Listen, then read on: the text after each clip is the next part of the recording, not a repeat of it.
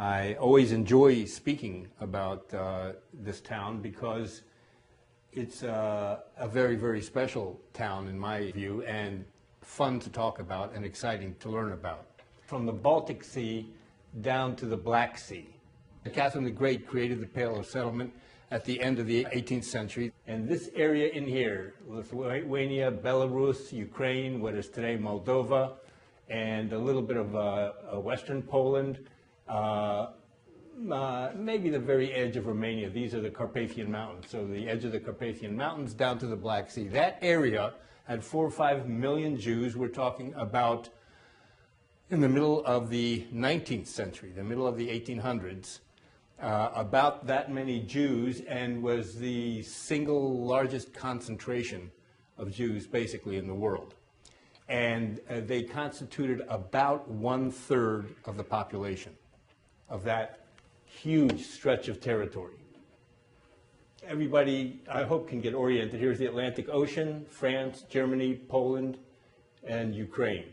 And we're talking about a little place in the northwest corner of Ukraine, what is today Ukraine, in what used to be known as the province of Volyn, the very old, I could even say ancient province that it existed under the Polish-Lithuanians, it existed under the Russians, it existed under the Poles, and it exists today under the Ukrainians. Poland is to the west, Russia to the east, Belarus to the north, Moldova, here are the Carpathian Mountains. And so this is the northwest corner of Ukraine. There you can see Kiev. What happened was that Tsar Alexander I in 1804 decided, remember you heard that the Jews were not allowed to live in the big cities, and Tsar Alexander I decided to change all of that and decided that Jews could only live in big cities. So now this went on, by the way, for the next over 100 years of every czar changing the rules, and the Jews, they could do this and they couldn't do that, and it was back and forth. And in this case, he said, okay, pull up stakes, all of you go to the cities. Because in the cities, he was able to control them. He could count them, he could police them, he could put them in prison, he could be sure they weren't taking away jobs and opportunities from the Russians, the Poles, and the others who were living there, the Ukrainians. He could control them. Well, he made an exception. And the exception was that if you, the Jew, would go to unfarmed land and farm it, bring it into production, then you could go to the rural area. Now, there were 2 things wrong with this offer. The first was that Jews were not farmers. They had never been farmers for 2,000 years. They sometimes lived in farming villages, but when they did, they had the shops, they built the houses, they did crafts and trade, and never agriculture. And one reason is because in many cases they weren't even allowed to own land. The other thing is that you might ask yourself, why was land that was good farmland not being farmed? And the answer is, it wasn't. The only land that was not being farmed was the worst land that the Ukrainians or the Poles or whoever was living there didn't want to farm. And so the offer was not really much of an offer. But what happened was that there were a lot of Jews from everywhere, but in particular from the 3 cities, Kolki, Lutsk, and Rivne. Some of you may know Rivne as Rovno, which was its name under the Poles. From these 3 cities, a few families got together. Now, these were urban families. They had done urban kinds of things and decided they were going to go farm on unfarmed land just to escape from under the thumb of the Tsar. And so they found a little swampy area that no one was farming because it was swampy. It was surrounded by a forest on all sides. Another reason why it wasn't farmed, because it was isolated, very far from trading villages and roads. And they decided, by gum, they were going to farm there. The owner of that land, or the land manager, was someone named Trochenbrod. And there was so this was a swampy clearing in the woods, and there was a little brook that bubbled through the clearing, and there was a place where you could ford that brook with a horse wagon. Because although no one was farming there, people used to have to cross it in their horse wagons from to get from one village to another onto forest trails. And that place where you could get across the brook, the word for brook in Ukrainian and in Russian is brod. So it was known as Trochenford or Trochenbrod. And eventually, through use, it came to be Trochenbrod. Trochen was glad to let them work on the land because it was useless to him. So he was very happy letting others try their hand at creating something from it and paying him his rent. Well, to make a long story short, these people from the cities did not know anything about farming. But as the local Ukrainians and Polish people would pass by in their horse wagons on that little trail I told you about, they would ask their advice. And that's how they slowly learned how to farm. Moreover, even though they were from the city, they were smart enough to know that you can't farm swampy land. So they began digging long drainage canals from the center of this clearing all the way out to the forest to drain the water away into the woods. Now, later on, at the time of the Holocaust, this became very important because those very canals were the canals through which some of the townspeople escaped undercover from the Germans who were looking for them during the night and escaped into the woods, and some of them lived in the woods for up to 3 years and survived. But I'm getting a little bit ahead of the story. Basically, what I wanted to tell you was that after Alexander I, there was Nicholas I, and there was one decree after another, and in each decree, there was, for example, just to quickly tell you, the second decree that came out, this was in 1827, the second decree, this was from Alexander I, was that Jewish young men had to go into the army for 45 years. Now, the reason for that was to eliminate Jews. The idea was that if they would go into the army as young men, 14, 15, and come out 45 years later, when they came out, they would not be Jewish. So it was a way of, you might say very benignly, getting rid of the Jewish problem as he saw it. Once again, there was this strange exception that if you farmed unfarmed land, you could evade that law. So another wave of people came out to this crazy little place in this crazy swampy little area in the middle of the forest. This kept happening all the way through the 19th century, decree after decree and wave after wave of people coming to this little place. But there was also natural growth. The first baby was born there in 1813. So there was natural growth. People got married. They brought in their spouses from other places. And so year after year, the population of this crazy little place called Trochenbrod grew. Now, in 1835, the Tsar's government said, we can't have Jews just living on the land.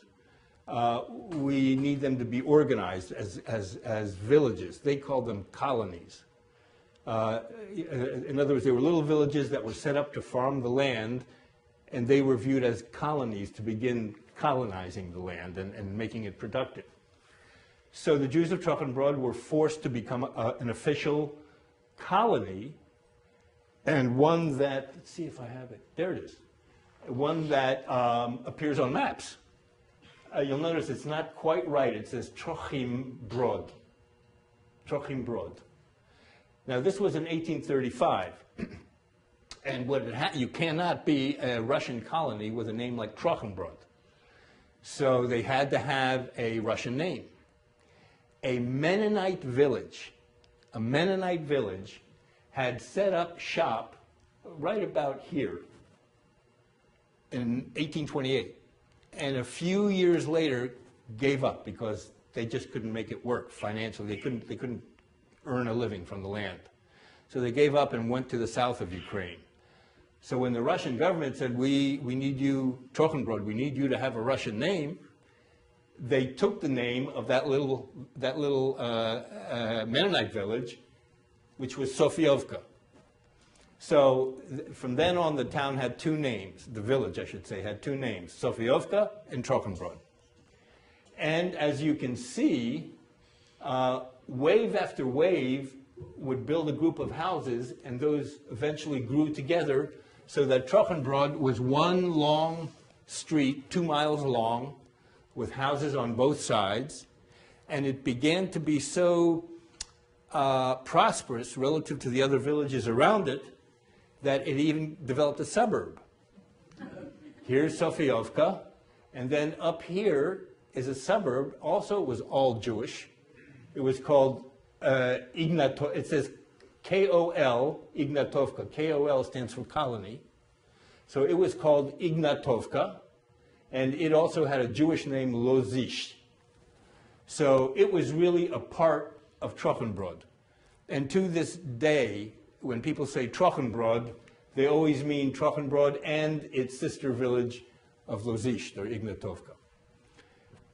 Things went on, Trochenbrod began expanding, and the people who settled it, although they didn't know how to farm land, they did know a thing or two about business and how to set up an enterprise of the type they had had in the towns in which they had lived, the towns and cities in which they had lived. Now, if you have swampy farmland, if you have swampy land and you have to farm it, what can you do with it? Well, you can raise fodder. You can raise things that cattle can eat. So they began raising cattle. Well, if you raise cattle, what do you do with it? Well, of course, you eat the meat, but you can also produce dairy products, and you can produce leather products. And in fact, over the course of the 19th century, year by year, Trochenbrod grew into a regional center of leather production, and leather goods, like bridles and boots, especially boots. They were famous for their boots. And dairy production. And that's cheeses and butter and milk. And by the end of that century, by the end of the 19th century, the end of the 1800s, Trochenbrod had 1,600 people living in it. And it was exporting dairy goods to the nearby towns of Lutsk and Rivne and Koki.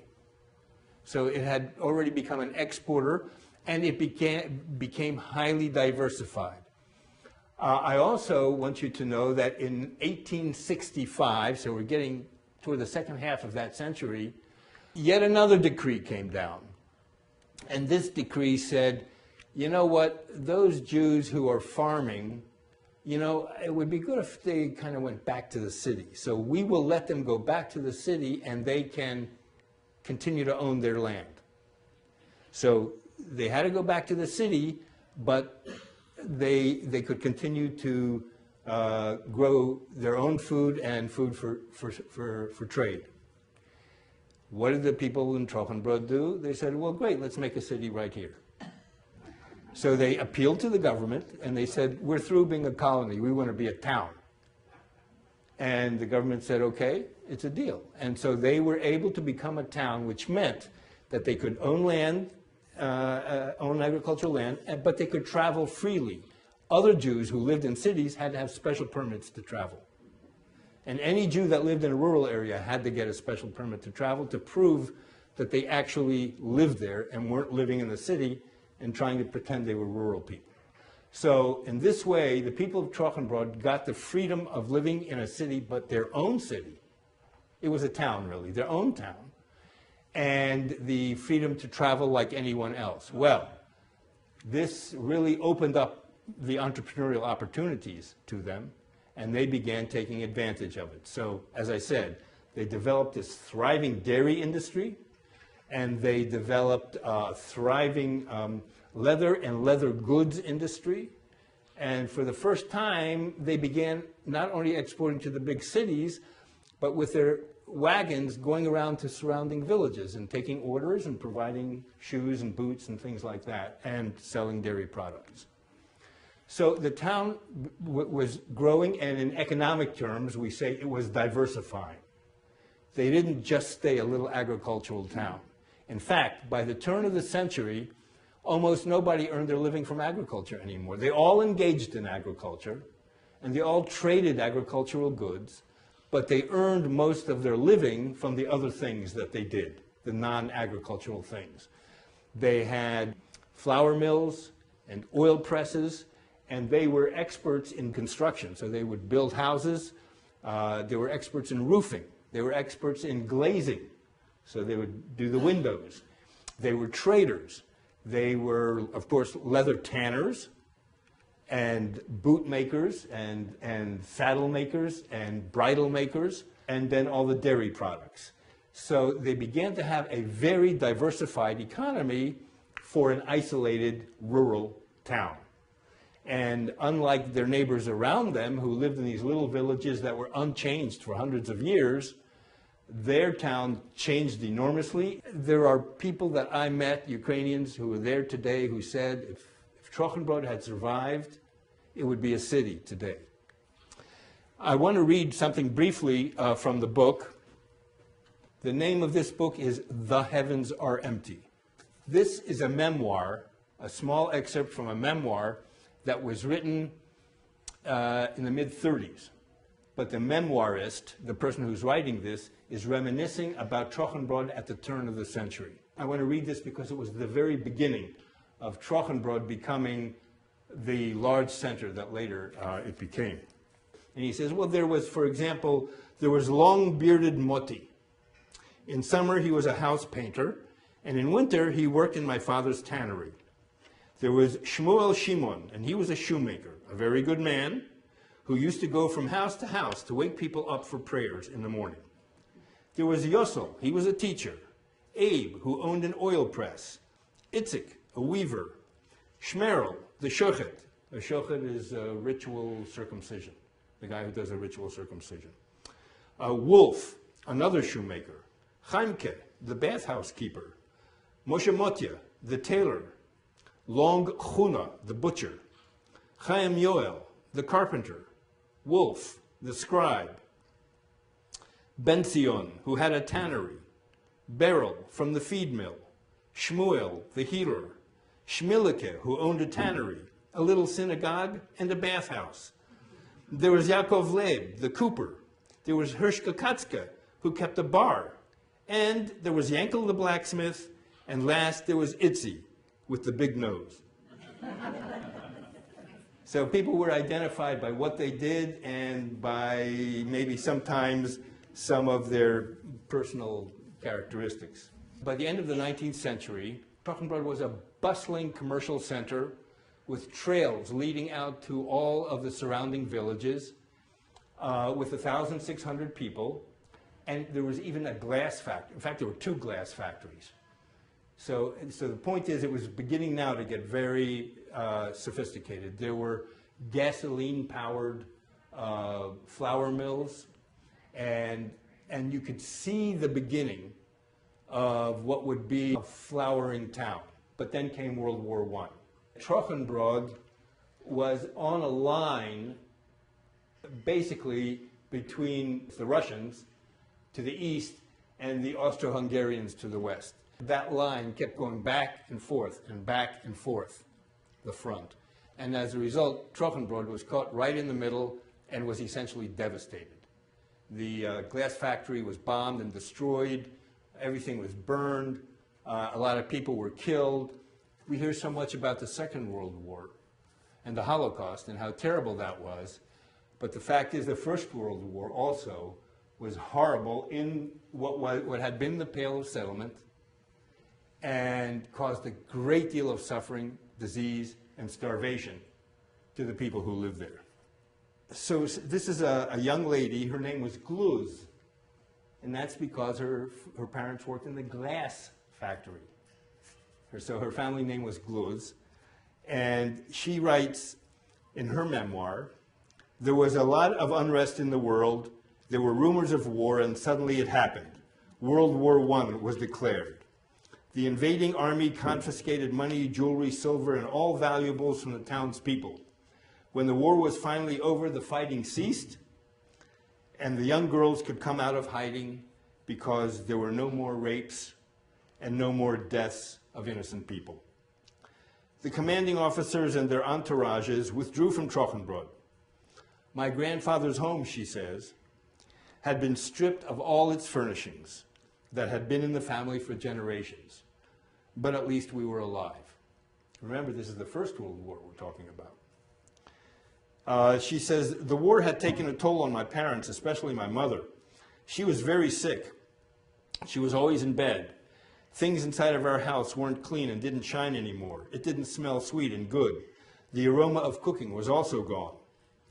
There was little food in the house. Often we were hungry. Mother was too weak to improvise any meals with the little bit of scraps that we had. Most of the time, my little brother Yossel and I stayed in bed with Mother to keep warm, but we were oh so hungry. Once in a while in bed with Mother, Yossel and I would play a game called Let's Pretend. This was a game with a large collection of well-worn, colorful picture postcards of the Statue of Liberty and the teeming Lower East Side of New York that people who had emigrated to America, relatives, had sent back.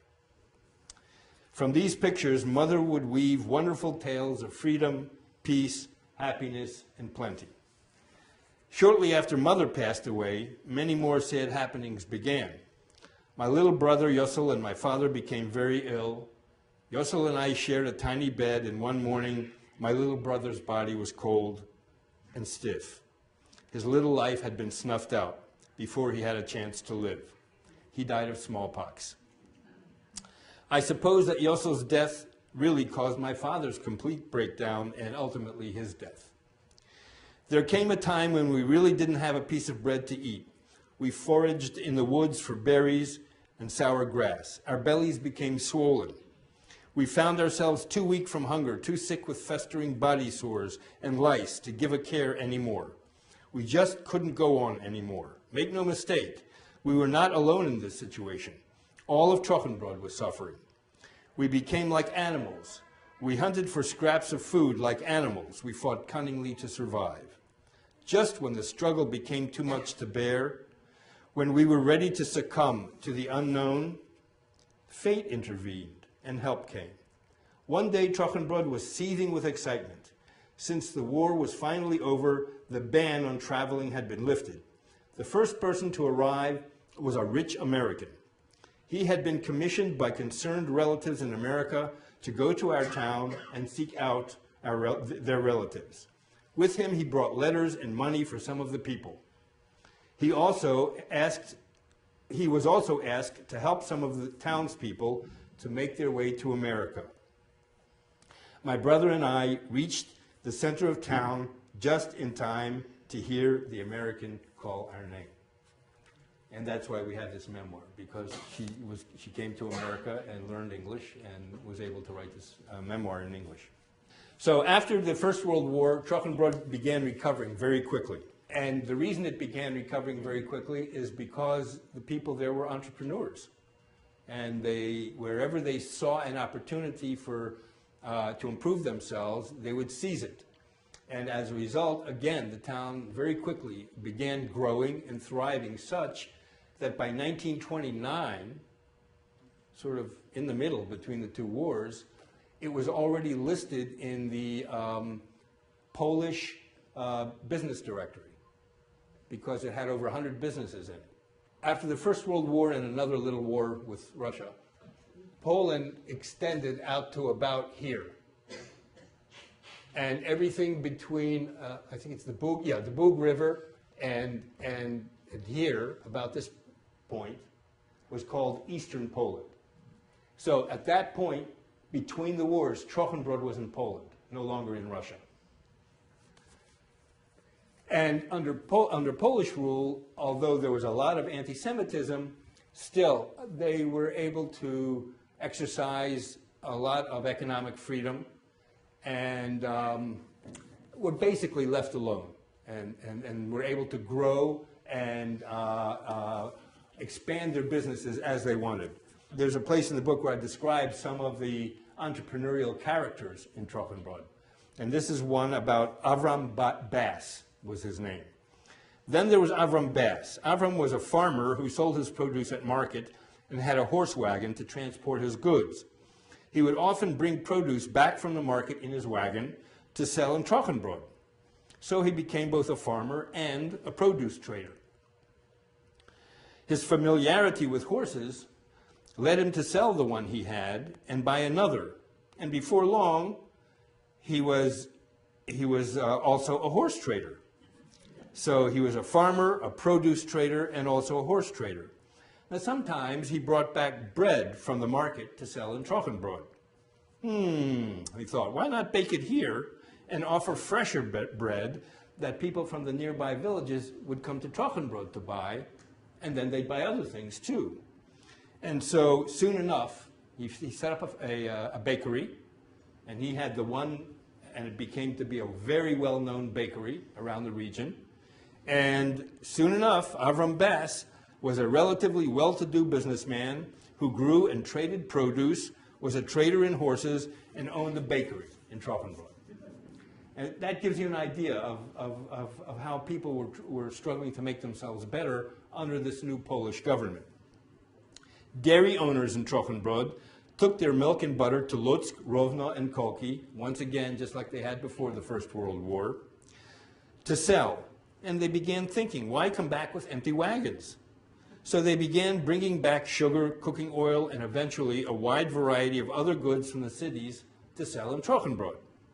They expanded their dairy shops into grocery stores and thought of themselves not just as dairymen, but also as grocery shopkeepers and traders in city goods. Now here's the last one I want to read that's very important for reasons I'll talk about later. Eli Patash. He started out making shoes and selling them in his small shop in Trochenbrod, like so many other people. There were actually 90 leather establishments in Trochenbrod. To get an edge on the competition, he bought a horse and wagon and made rounds in the villages to take orders from customers and sell directly to them. People would ask him for other leather goods, especially boots, belts, and bridles, and so steadily he expanded his export business, exports from Trochenbrod, and by the mid-1930s had a workshop in its own building, which was next to the post office, and there he made a wide variety of leather goods for a steady market of customers in the villages surrounding Trochenbrod. He made a very good living from this and was able to build a very nice new house. He could not have imagined that just a few years later, his house would be selected by the Germans as one of the places to store the belongings of their victims, and then to quarter themselves, while Eli and his family struggled to survive the winter hiding in the forest. I have a little treat for you. This is Eli Patash's daughter. And this is the son of the postmistress. Now, the postmistress was one of the only non-Jewish people in Trochenbrod. And the reason was that the Polish government would not permit Jews to have government positions. So when they set up the post office, they advertised for a Polish Catholic, and she responded because she lived among Jews in some town in Western Poland and was very comfortable among them. So she got that job, married someone, one of the forest keepers, and gave birth to this young man. And do you remember where Eli Patash's workshop was? Next door to the post office. So these two became friends. And you can see behind them what Trochenbrod looked like. You can see houses and shops lining the streets on both sides. Here you can see tracks. And if you follow those tracks, you'll see a horse wagon with two horses that made those tracks. So that suggests that there was a lot of business in town. You have these, you see these, they're called bollards. They're like we have all around Washington today against terrorists. They're these poles stuck in the ground. And they're there to keep the horses from going into these ditches. Now, there were ditches along the road that drained the road because the road was just mud. And so when it rained, if you didn't drain the water away, you wouldn't be able to pass on the road for months, perhaps. So just as I told you there were canals, drainage canals behind the houses that went out to the forest, there also were drainage canals along the side of the street to drain the road. Remember, it was originally a marshy area, so it makes sense that you would have to do a lot of drainage. But you might ask, what are these bollards doing in a little village, in a little town? The answer is because this was, the Polish government saw that this was a commercial center and an important economic place in that region. They began undertaking what today we would call an urban renewal project there. And they put up bollards, they planted trees, and I'm sorry, you can't see it very clearly, but like right here, there's actually a telegraph pole. They began installing telephone and telegraph service, which happened to be, of course, as is traditional in Europe, or used to be, at the post office. So his mother also ran the telegraph and telephone service. You had to go to the post office, and you could call from there. I wanted to show you this picture because, to me, it emphasizes that this was a place that was really alive and active. There was a cultural center. There was a police station. And the way it worked is that the houses were all lined up along the one main street, if you think back to that map I showed you a moment ago. And behind them, there are farm fields. The farm fields of each family stretched out to the forest. It gives you an idea of a town that's alive and thriving. And then came the Holocaust. And in August of 1942, most of Trochenbrod's people were taken out to pits that had been dug in the forest and shot. They were just slaughtered. About 1,000 people somehow remained. Many of them had run to the woods and were hiding in the woods, but had nothing to eat, nothing but what was on them to wear, and at some point decided they would come back and be with their fellow Trochenbroders and share their fate, whatever it would be. So they came back, and then on Yom Kippur, the Day of Atonement, sort of the holiest of Jewish holidays, in September, 6 weeks after the first killing, everyone came out of their houses to go to the synagogues, and at that point they were all slaughtered. And the only ones who were spared were a few leather workers that the Germans wanted to continue making shoes for them and repairing their saddles and their bridles and working for them until the leather ran out. And when the leather ran out, then they were all shot. And with that, everyone in the town had been killed, had been slaughtered. And the Germans, in doing all of that, had destroyed a few of the buildings. But the partisans, the people who were fighting the Germans from the forests, they came and burned a lot of the buildings because they didn't want to let the Germans use them. And then after that, after the war, the Soviets took over this area, and they plowed everything under so that there would be absolutely no sign of anything there, for many reasons. One of them is that they didn't want anybody coming back and claiming anything. And another is that they had this idea that there was no history that was important history before the Soviets. And so they sort of took pains to remove any signs of anything that was there before the Soviets were in charge. And as a result, this thriving place today essentially looks like that. This is a photograph that I took from a plane, actually from a small plane. And you can see that it's a big open area where you could have farm fields. Now the interesting thing is that these trees, the reason these trees are there and mark where the street through town was is because the Soviets, in their effort both to make this better for farming and to eliminate any signs of the town, put drainage canals right where the houses had been, thereby, wiping out any trace of the house. But the effect it had was to allow the bushes and trees that had been associated with the houses, right in front of the houses, to grow and thrive. And as a result, today you can see exactly where the town was. This is just a tractor trail now, and it had been that big street, and allowed this to be the one visible sign that allows you to identify where that town was. This is a Google map taken from a satellite. Here is that street. So you can actually see where the town was from a satellite. But unless you know that that marked a town, you would just think it was a double row of trees and bushes in the forest. You can see here's the forest. It's already grown a little bit over some of what used to be open land, so it's even closer than it used to be, and there's more woods on this side also. So that is the town today. I should say there is a small monument right about here that indicates that there was a town there and that everybody was killed by the Nazis. As I said, I traveled around the world interviewing a lot of people, including a lot of survivors and people who left Trochenbrod before the Holocaust who now live in Israel. And I became friendly with a lot of them. A lot of them knew my father from the old days.